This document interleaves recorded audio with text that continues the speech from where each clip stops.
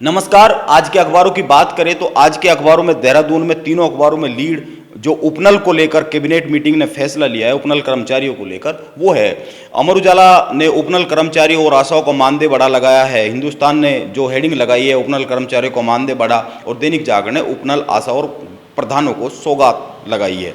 हालांकि हिंदुस्तान ने इस पर एक अंदर स्टोरी भी छापी है, उसकी बात भी करेंगे। लेकिन जो आज के अखबारों में सबसे महत्वपूर्ण है वो क्या है? सबसे महत्वपूर्ण ये है कि हरीश रावत कैसे घिर गए हैं। अलग अलग अखबारों ने उसको अलग अलग तरीके से बताया है और अखबार कैसे वो बाहर के लोगों से नहीं अंदर के लोगों से घिर गए और हरीश रावत अपने ही बनाए हुए चक्रव्यूह में कैसे फंस गए और इस तरह फंस गए हैं कि बहुत बुरी तरीके से फंस गए हैं। और वैसे हरक सिंह ने क्यों चुनाव लड़ने से मना कर दिया, ये भी आज के अखबारों में है, इस पर भी बात करेंगे। और जो मदन कौशिक और हरक सिंह की जो मीटिंग हुई है वो क्यों हुई होगी, क्या इसमें अखबार सोचते हैं, ये भी एक बात करेंगे। राजेश जी, आपने भी सारे अखबार पढ़े, तो ये सारा का सारा जो राजनीतिक घटनाक्रम बन रहा है, हरीश रावत की मौजूदा स्थिति को देखकर आप क्या कहेंगे? सर, हरीश रावत ने जो एक बयान जो हरीश रावत जी का इसमें आ रहा है कि मेरी सरकार गिराने वाले महापापी बिना माफी के कांग्रेस में एंट्री नहीं।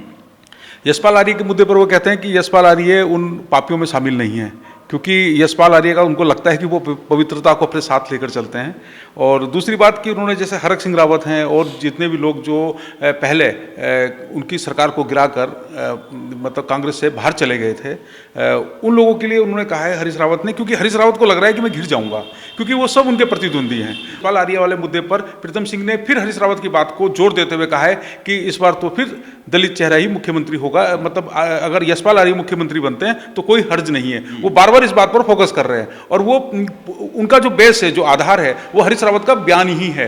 हरीश रावत अपने बयान में खुद ही घिर गए हैं और प्रीतम सिंह ने उनको घिरने की कोशिश की है। तो एक तो उनके दल में ही उनके विरोधी हैं और फिर वो अपने विरोधियों को बाहर से क्यों लाएंगे? जाहिर सी बात है वो फंस गए हैं। वैसे दैनिक जागरण ने एक स्टोरी लिखी है आज कि राजस्थान में लिखी गई आर्य की कांग्रेस में वापसी की पटकथा, इस पर बात करेंगे। किसने लिखी थी ये पटकथा और आर्य का आना कितना महत्वपूर्ण होगा? इससे पहले एक बात ये करते हैं कि हिंदुस्तान ने एक पूरा पेज दिया है हिमालय के होनहार। हिंदुस्तान अखबार हर साल एक मुहिम चलाता है, बहुत अच्छी मुहिम है हिमालय बचाओ अभियान। ये हिमालय दिवस पर चलाया जाता है हर साल और ये इसकी तारीफ करनी चाहिए। तारीफ की बात है, हिमालय को बचाने के जितने सार्थक प्रयास हो जाए वो अच्छे हैं। लेकिन मेरा एक सवाल ये है कि अगर ये एक दशक से मुहिम चल रही है तो एक दशक के कुछ पड़ाव होंगे। ये पूरा पेज छापा है आज इन्होंने, मुझे लग रहा है फाइनल पेज है शायद, आज ये मुहिम खत्म हो गई है क्योंकि होनहारों को सम्मानित कर दिया गया है। तो एक दशक की मुहिम और एक दशक की मुहिम के जो महत्वपूर्ण पड़ाव है वो इसमें कहीं नहीं दिख रहा है। तो एक दशक की बड़ी मुहिम हो गई है। सर देखिए, हिमालय बचाओ अभियान जो हिंदुस्तान अखबार की जो मुहिम है, ये लगभग मुझे लगता है कि 10 साल उसको हो गए होंगे, 10 नहीं होंगे, 8-9 साल हो गए होंगे इसको। और ये मुहिम ठीक है, मुहिम पर हम सवाल नहीं उठा रहे हैं, मुहिम चलनी चाहिए क्योंकि हिमालय संरक्षण का जो दायित्व है वो हम सभी का दायित्व है। इस अखबार ने एक काम तो किया है कि हिमालय बचाओ अभियान से उन्होंने बच्चों को जोड़ा है, अलग वर्ग के लोगों को जोड़ा है ना, चाहे वो व्यवसायिक हो, व्यापारी हो, वकील हो और अलग अलग समुदायों को, सबको इन्होंने जोड़ा है और ये अच्छी मुहिम है, इसमें कोई दो राय नहीं है। लेकिन सर, जब हम कोई मुहिम चलाते हैं, जब हम किसी को जागरूक करते हैं तो वो रिजल्ट ओरिएंटेड होना चाहिए, उसका कहीं ना कहीं रिजल्ट जरूर दिखना चाहिए। तो मैं अभी तक जो देख रहा हूँ, मैं लगातार इसको हर साल पढ़ता भी रहा हूँ और ये हिमालय दिवस के समय ही, ये सितंबर से लेकर चलता है, ये अभियान चलता है इनका।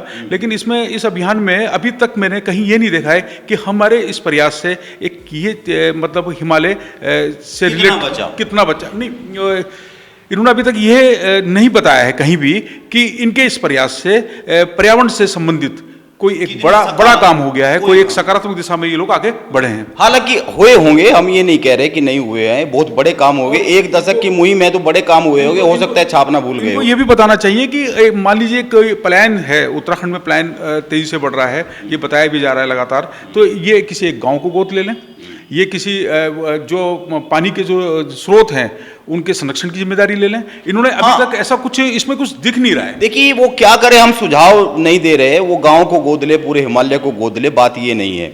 बात ये है कि एक दशक की मुहिम है तो इसके बड़े अहम पड़ाव होंगे, उसके बड़े रिजल्ट आए होंगे, बड़े लोगों को जागरूक किया है, तो लोग भी कुछ मुहिम से जुड़े होंगे।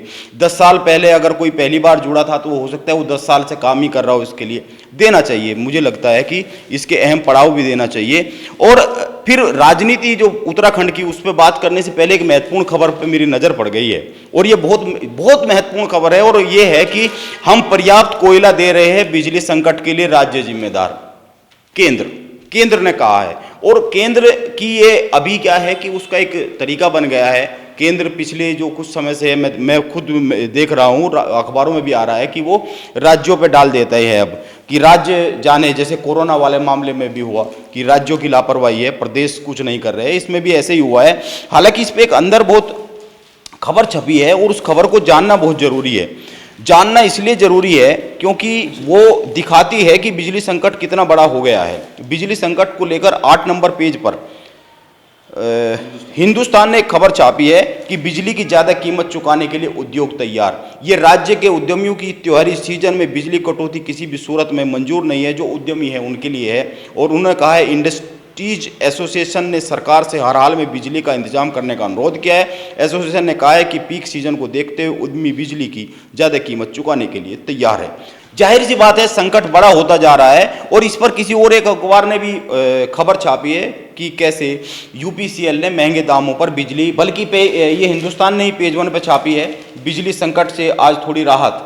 आम जनता को राहत देने को यूपीसीएल मैनेजमेंट ने बुधवार के लिए महंगी बिजली खरीदी है। डिमांड के अनुसार सप्लाई कोटा सामान्य बनाने को 7.56 रुपये प्रति यूनिट की दर से 2.3 मिलियन यूनिट बिजली खरीदी गई है। और बिजली संकट, रुड़की देहात में 2 घंटे कटौती हो रही है। बिजली संकट अभी भी बना हुआ है। ये बिजली संकट की बात थी, लेकिन बिजली संकट के साथ साथ जो राजनीतिक संकट है, मैं बता रहा था कि दैनिक जागरण ने खबर लगाई है, और खबर ये लगाई है कि राजस्थान में लिखी गई आर्य की कांग्रेस में वापसी की पटकथा। अच्छा, इससे पहले एक चीज बताइए आप, इससे पहले एक चीज ये है कि जो ये है यशपाल आर्य, सॉरी हरक सिंह है, हरक सिंह कह रहे हैं, वो कह रहे हैं कि भाई मुझे चुनाव नहीं लड़ना है। तो चुनाव नहीं लड़ना है, उन्होंने कहा है, मैं एक छोटी सी इसकी 4 लाइनें पढ़ देता हूँ। 5 साल पहले कांग्रेस छोड़कर भाजपा में आए, ये खबर लगी है दैनिक जागरण में।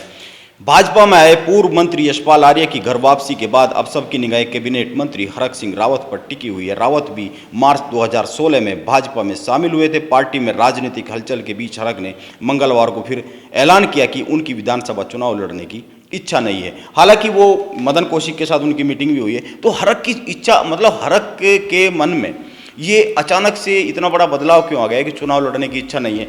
देश के प्रधानमंत्री 70 के आसपास पहुंच गए, वो अभी भी राजनीति में एक्टिव है। प्रदेश में भी कई सारे लोग हैं। बंशीधर भगत है, वो खुद चुनाव लड़ने की इच्छा जता रहे हैं, इनसे ज़्यादा उम्र के हैं। मुझे लग रहा है अभी तो इनकी इतनी उम्र भी नहीं हुई है। क्यों इनके मन में ये, क्यों सन्यासी हो गए हैं? ये सब प्रेशर पॉलिटिक्स है, ये दबाव की राजनीति हमेशा बनाते रहे। हरक सिंह रावत लगातार इस जो प्रेशर पॉलिटिक्स के लिए हमेशा मशहूर रहे हैं। और इनका जो है, अगर मैं अमर उजाला पे बात करूं, अमर उजाला अखबार में भी छपा है ये खबर, और ये इस बयान के साथ छपी है कि चुनाव लड़ने का मन नहीं, पर धारी देवी की कसम नहीं खाई, हरक सिंह रावत कह रहे हैं। तो ये तो लग रहा है कि हरक सिंह रावत बेमन से बोल रहे हैं। बेमन से नहीं बोल रहे हैं, ये प्रेशर पॉलिटिक्स है। वो ये चाह रहे हैं कि जैसे पिछले अभी कल के अखबार में एक बयान छपा था कि 30 से ज़्यादा सीटों पर मेरा प्रभाव है। तो वो हमेशा ये बताने की कोशिश कर रहे हैं कि मैं अभी हूँ, यानी कि राजनीति में आधे उत्तराखंड में प्रभाव रखने वाला आदमी चुनाव लड़ने के लिए, और ये बहुत महत्वपूर्ण है। अमर उजाला ने लिखा है कि धारी देवी की कसम नहीं खाई है। दरअसल हरक सिंह का आप राजनीति के चुनाव लड़ने का इतिहास देखिए। वो कोटद्वार से चुनाव लड़े थे, कोटद्वार से अभी विधायक है। अब जैसा कि इनके इंटरनल सर्वे आ रहे हैं, ये हरक सिंह को पता है। कल तो कोटद्वार से ही आ रहे थे वो, जब मदन कौशिक से मिले। कोटद्वार में उनकी दाल नहीं गल रही है। अब दाल नहीं गल रही है तो क्या किया जाए? उधर कांग्रेस में जाने के लिए जो आपके हरीश रावत है, वो खूंटा गाड़ के खड़े हो गए, बोले हरक को नहीं आने देंगे भैया, ये महापापी है, पहले माफी मांगे। तो इनको कहाँ से, अब इनको जो सीटें नजर आ रही है, त्रिवेंद्र सिंह रावत की सीट नजर आ रही है। अब त्रिवेंद्र सिंह रावत तो अब अपनी सीट पर जो है उन्होंने लगातार अपना प्रचार अभियान शुरू कर दिया है, और वो लगातार उस क्षेत्र में घूम रहे हैं। तो त्रिवेंद्र सिंह रावत जाहिर तौर पर लगता है कि डोईवाला से लड़ने की इच्छुक है। हाँ, लेकिन तो अब जैसे कि मैं कह रहा था कि यशपाल आर्य की वापसी की पटकथा कहाँ लिखी गई, उस पर बात करते हैं। ये दैनिक जागरण ने 15 नंबर पेज पर एक खबर लगाई है, और इस खबर को मैं थोड़ा सा पढ़ देता हूँ। खबर लगाई है कि उत्तराखंड की भाजपा सरकार में कैबिनेट मंत्री रहे यशपाल आर्य की कांग्रेस में वापसी की पटकथा लगभग 6 महीने में लिखी जा रही थी। 6 महीने से लिखी जा रही थी। हाल ही में राहुल गांधी से फोन पर हुई बातचीत के बाद यशपाल आर्य ने अपने विधायक पुत्र संजीव के साथ नवरात्र में कांग्रेस में शामिल होने का निर्णय लिया। महत्वपूर्ण बात यह है कि इसमें सूत्रधार की भूमिका राजस्थान सरकार के एक मंत्री राजेंद्र सिंह यादव ने निभाई, जो कांग्रेस के उत्तराखंड प्रभारी देवेंद्र यादव के मामा है और यशपाल आर्य के पुराने मित्र है। अब यशपाल आर्य के पुराने मित्र कैसे हो गए, मैं वो भी बताता हूं। अखबार लिखता है, कांग्रेस से जुड़े सूत्रों के मुताबिक अविभाजित उत्तर प्रदेश में जब यशपाल आर्य युवक कांग्रेस के प्रदेश अध्यक्ष थे, तब हल्द्वानी के एक कारोबारी राजेंद्र सिंह यादव उनके मित्र थे। बाद में राजेंद्र सिंह यादव राजस्थान चले गए और राजनीति में सक्रिय हो गए। वर्तमान में वे राजस्थान की कांग्रेस सरकार में राज्य मंत्री है। इन्हीं राजेंद्र सिंह यादव ने कुछ महीने पहले यशपाल आर्य को घर वापसी के लिए तैयार किया।